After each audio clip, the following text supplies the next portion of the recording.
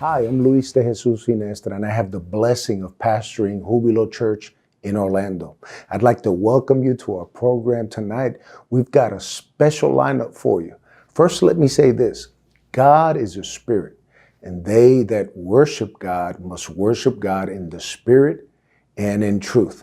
And that's an awesome blessing for us because it doesn't matter where you are, where you may be, what situation you may be going through.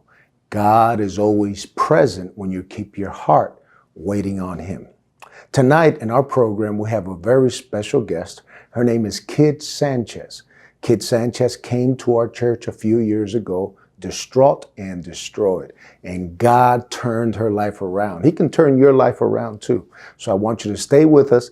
Just in a couple of minutes, Kid Sanchez will be interviewed, and she'll tell you what God did in her life.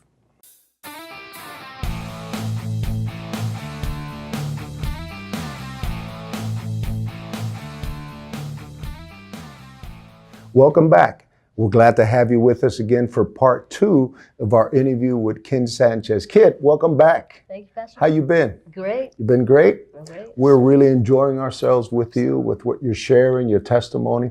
Last week, Kid shared how she began to understand that she was entering the lifestyle actually against her will.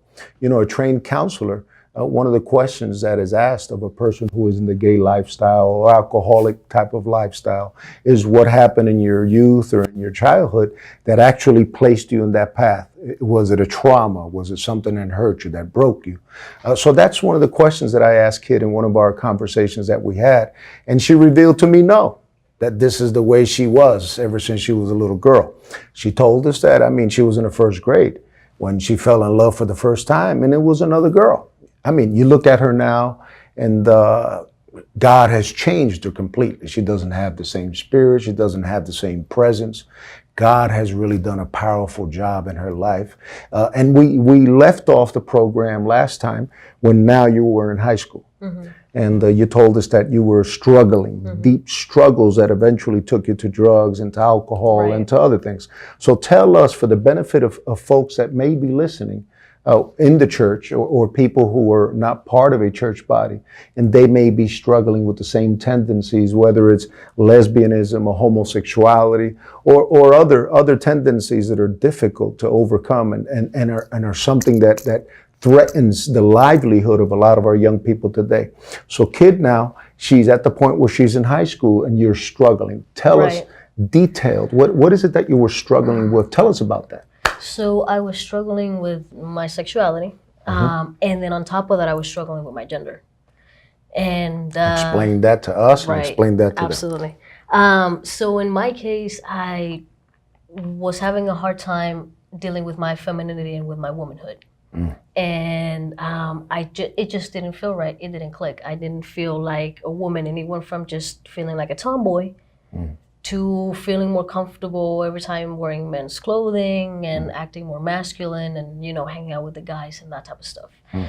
So when that started to get worse, as the next couple of years went by, all of a sudden I come to learn about, transgendered and gender reassignment and all that. And it definitely... What years is this now? Tell us the years. At this point, I was probably like 20.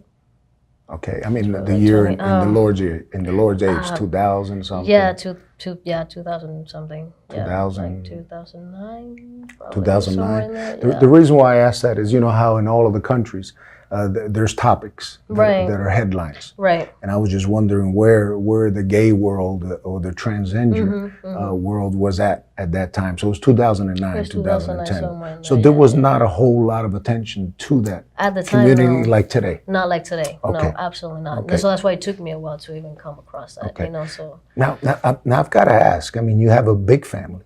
Mm-hmm. I know your mom. Your mom is not an easy mom. She's on top of it. Mm-hmm. She's the kind of mom I had. She was in control of everything. And your mom is that way. Mm-hmm. She's a loving woman. We love her dearly here at Jubilo Church. But what was her reaction? What was your dad's reaction? Tell us about that. When you revealed yourself, you came out at one point. Mm-hmm. Tell us about the come out. I was absolutely terrified to tell anybody because it's something that will get you kicked out of your family, and it happens a lot. It'll get you thrown out into the street, right? A huge. Should that happen? Should that happen? Yeah. So I was scared, but I told her, when she tried to be as loving as she could. What went on in her mind, I don't know. She never let on to, but she tried to be loving, and she's like, I'm your mother, and I'm gonna be here for you, and I just want you to be careful and live right, and so she tried to be understanding, and so did most of my family as well. Okay. Okay. So you're in high school. You're going through all this trauma. You're into drugs.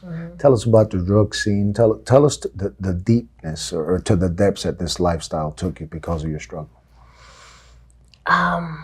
I lost myself into the void completely. I mean, I was doing all kinds of pills. I was popping pills every 2 hours. I almost overdosed 3 times. Wow, are you serious? Yeah. I was drinking at least every weekend. With pills? With pills. And drinking and smoking. Was it that you were depressed? Probably.